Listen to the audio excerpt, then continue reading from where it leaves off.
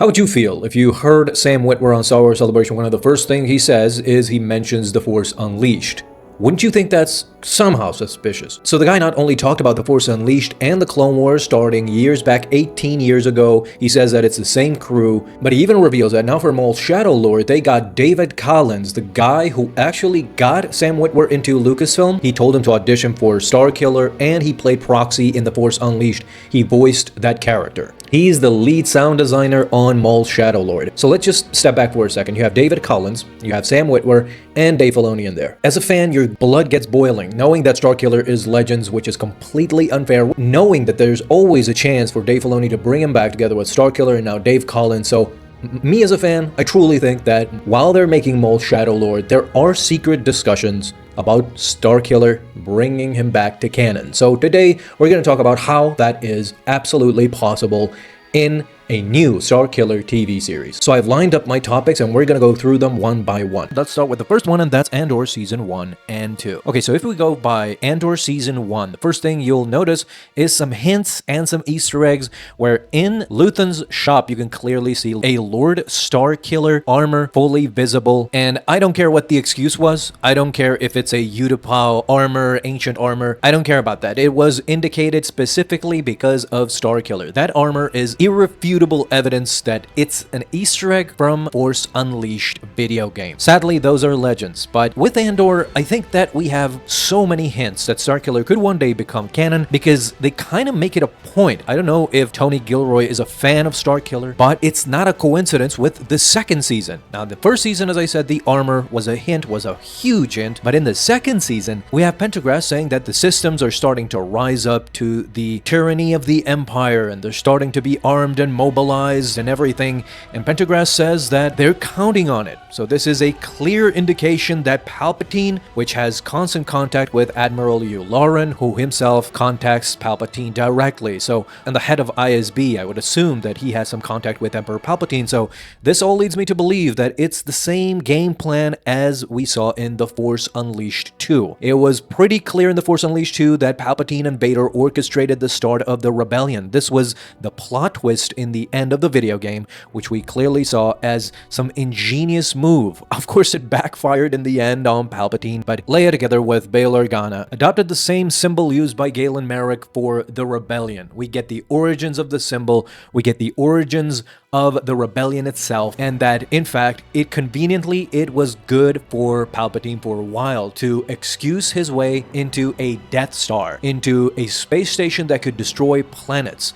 So essentially tyrants giving them even more rights. This goes hand in hand with how Palpatine handled himself. He got emergency powers when he was Chancellor. This is how he became Emperor, and now to subjugate every single system in the galaxy, he gives himself even more power through a rebellion that is killing Imperial troops, or at the very least, resisting in some way or another. Our second point of the day, and the best one, bring a Legends character into canon. This has always been championed by the fans, and I don't understand why Disney and Lucasfilm don't actually, think this through more, because when has it ever been a downside for a Legends character to become canon? Even if you bring Galen Marek, aka Starkiller, back into canon, back into the fold, and I guess even if you can incorporate him as the secret apprentice that nobody knew that Darth Vader had, it still wouldn't affect the canon timeline. That's because nobody knew about it. Not the Inquisitors, and from the jump, not Palpatine either. He found out later on, but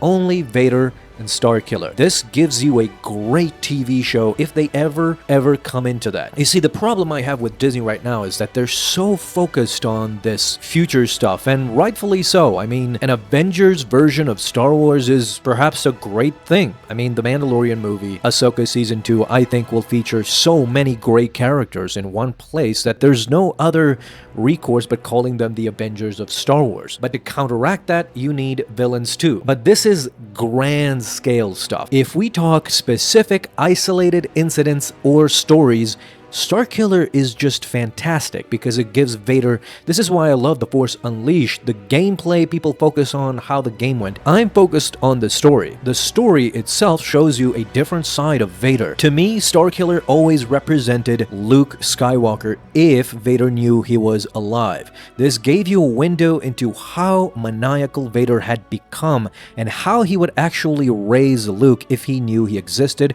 and if he actually got to be by his side. This is how Vader would mold Luke into becoming a Sith assassin or a Sith Lord, him and his son taking over the galaxy. And this is reflected in Empire Strikes Back when Vader desperately wants Luke to join him and to overthrow the Emperor. So bring a Legends character back into canon. This has always been great, never failed. Our third point, Sam Witwer coming back as Galen Marek. Again, no downside to this whatsoever. Sam Witwer is a Star Wars genius, is a Star Wars maniac, as we've seen countless times. That dude deserves to be in Star Wars, in the Star Wars Hall of Fame. Whether he comes back as Maul, we've discussed in a video that I want Maul to be back in this new universe where everything is being jumbled up with the Avengers of Star Wars and Maul going up against Luke.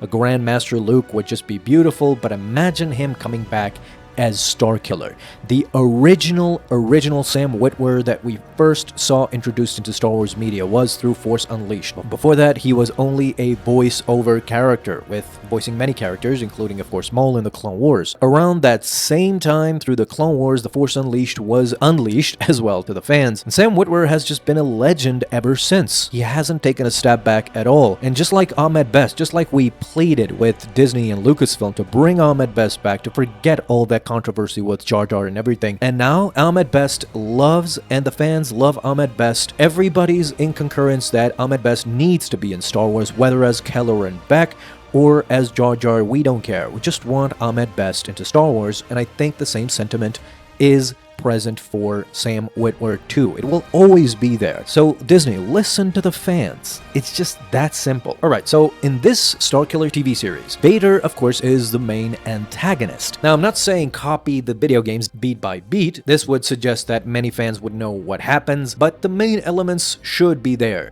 because of the Vader connection. Starkiller doesn't exist without Vader, and Vader has that side that would never be shown without Starkiller. So they both kind of coexist. But this way, we would get the best out of two worlds. We would love to see Starkiller evolve as a character in this TV show, but at the same time, we get more Vader, and that's never been a loss for Star Wars. The guy literally saved Rogue One. Rogue One was a good movie, not a great movie. That was probably because Disney kind of panicked. We saw with Andor, when they let them free, Andor was a great series. That's how it was supposed to be. The movie was supposed to be. But in the end, we saw that Vader scene, whether you like it or not, whether you agree with it or not, it was amazing, and it still lives on to this day. That's because fans crave more Darth Vader. Darth Vader, as the antagonist of this show, he is a quiet antagonist. He doesn't hunt down Galen Marek from the jump. It's a process. As we see episode by episode, Vader gets frustrated more and more with Galen Marek as he slips through his fingers and joins the Jedi, and this is how the series evolves into the finale, which should be amazing. So, let's go through our next talking point. Season 1 ends with a Starkiller-Vader duel, and the rebels in the end help him escape. Now, what can I say about this? This is the ending of The Force Unleashed 1. Of course, Vader has plot armor, so Starkiller cannot defeat Vader outright, but he perhaps gets him down, or it's a fair fight. But of course, in the end, Vader comes back, and before he gets the final blow on Starkiller, kills him, the rebels intervene. It doesn't have to be Jedi Master Coda. It could be some other Jedi, surviving Jedi, that could, connect with the existing canon, with the existing universe, and they save Starkiller at the very ending with an explosion perhaps that distracts Vader, and they extract Galen Marek in the process. The post-credit scene is Palpatine meeting with Vader, and Vader realizes at that moment that Palpatine knows, and now they are hatching their plan for the rebellion. The post-credit scene just gives us a hint of what's to come for Season 2, and this is why we know that in the end, it connects with Andor, because in the Andor series, as I said in the beginning, they are counting on people mobilizing against the Empire for a creation of a rebellion that now the Empire has an excuse to squash and use all of its resources. My next point is games are an inspiration, but the stories may vary in canon. So you don't have to go beat by beat everything that happens in the video games. They can have the elements that are there, the core story, but with a few twists here and there, and you can really evolve Starkiller even more out of those video games into a fleshed out character that Sam Witwer can just act his behind off, and we can have a great show that way, with connecting with the present canon. Lastly, I would love for Season 2 to feature the Force Unleashed 2 ending, which is just epic.